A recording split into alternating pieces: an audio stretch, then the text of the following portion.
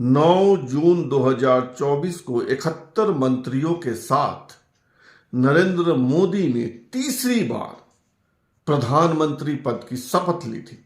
7 महीने हो गए और अब मंत्रिमंडल के विस्तार की सुगबुगाहट है।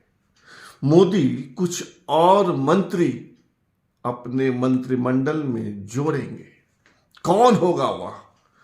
कौन खुशनसीब सांसद बनेगा मंत्री?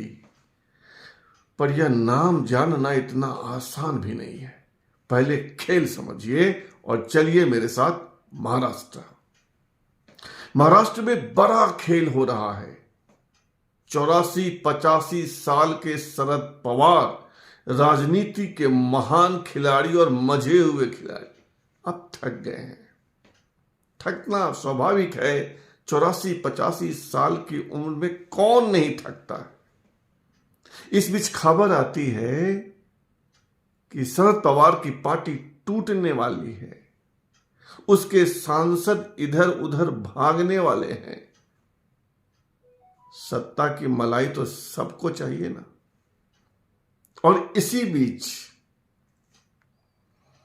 अजीत पवार की माता श्री आशाताई पवार पंढरपुर जाती है और भगवान विट्ठल से प्रार्थना करती है कि चाचा भतीजा फिर से एक हो जाएं, दोनों एनसीपी मिलकर एक हो जाए।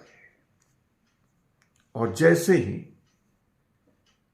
आशाताई पवार की यह बात मीडिया में आती है, यह तय होने लगता है कि कुछ न कुछ है। और सवाल वही, क्या क्या दोनों पवार एक हो जाएंगे? क्या दोनों एनसीपी एक हो जाएगी? अब देखिए एक कैसे हो रही है दोनों एनसीपी, कैसे चाचा भतीजा पास आ रहे हैं। और यह पक्की खबर है कि ज्यादा नहीं 8-10 दिनों के बाद आपको यह बड़ी खबर होगी। आपको यह खबर मिलेगी कि चाचा भतीजा एक हो गए। शरद पवार ने अपने पार्टी नेताओं की मीटिंग बुलाई है। उसी मीटिंग में फैसला होगा और उनकी पार्टी के नेताओं के बयान भी आने लगे हैं कि दोनों अगर एक हो जाएं तो बढ़िया, शुभ शुभ, कल्याणम कल्याणम, सबका कल्याण होगा। तो होगा कैसे? होगा ऐसे कि केंद्र की राजनीति करेंगी सुप्रिया सुले यानी शरद पवार की सुपुत्री, और महाराष्ट्र की राजनीति करेंगे अजीत पवार, और दोनों पार्टियां एक हो जाएंगी। और बताते हैं कि विलय की यह बात शरद पवार के दिमाग से ही निकली है। उन्होंने एक तीर से 4 शिकार किए हैं। कैसे? समझिए। पहला शिकार, उनकी पार्टी नहीं टूटेगी। जो प्रलोभन देकर या सत्ता की मलाई के चक्कर में जो सांसद इधर उधर भागने की फिराक में थे, जो विधायक इधर उधर भागने की फिराक में थे,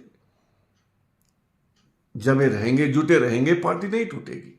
पहला शिकार, पहला निशाना। दूसरा समझिए, शरद पवार को फिर से राज्यसभा में कुर्सी मिल जाएगी। वो ऐसे कि अभी उनके पास यानी उनकी पार्टी के पास सिर्फ 10 एमएलए हैं। 10 एमएलए में राज्यसभा जाना नामुमकिन है।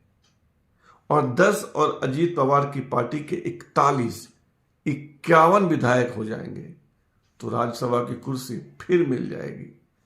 दूसरा निशाना। तीसरा निशाना, बेटी का भविष्य सुरक्षित हो जाएगा। चौथा निशाना, आशाताई पवार की बात रह जाएगी।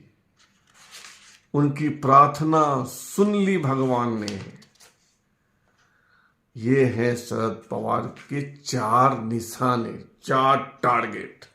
और जब दोनों पार्टियों का विलय होगा तो अभी तक अजीत पवार की पार्टी का कोई सांसद, एक ही सांसद है लोकसभा में, कोई मंत्री नहीं बना अभी तक मोदी सरकार में। तो जब शरद पवार की पार्टी के 8 सांसद और एक सांसद अजीत पवार की पार्टी के 9 हो जाएंगे तो एक मंत्री पद तो मिलना ही है मोदी की सरकार में, और तब सुप्रिया सोले भी वहां मंत्री बन जाएंगी। लेकिन मंत्री बनेंगी कैसे? जब मोदी जी मंत्रिमंडल का विस्तार करेंगे तभी तो। इसीलिए मैंने कहा कि मोदी मंत्रिमंडल का विस्तार होने वाला है, मोदी जी की ताकत बढ़ने वाली है और एनडीए की ताकत बढ़ने वाली है, और दोनों एनसीपी मर्जर के मुहाने पर हैं। बस कुछ दिनों की बात है, इंतजार कर लीजिए। फिलहाल इतना ही, और आपसे आग्रह है कि आप इस चैनल को सब्सक्राइब कीजिए, ज्वाइन कीजिए, लाइक शेयर और कमेंट कीजिए। शुभ रात्रि, सब्बा खैर।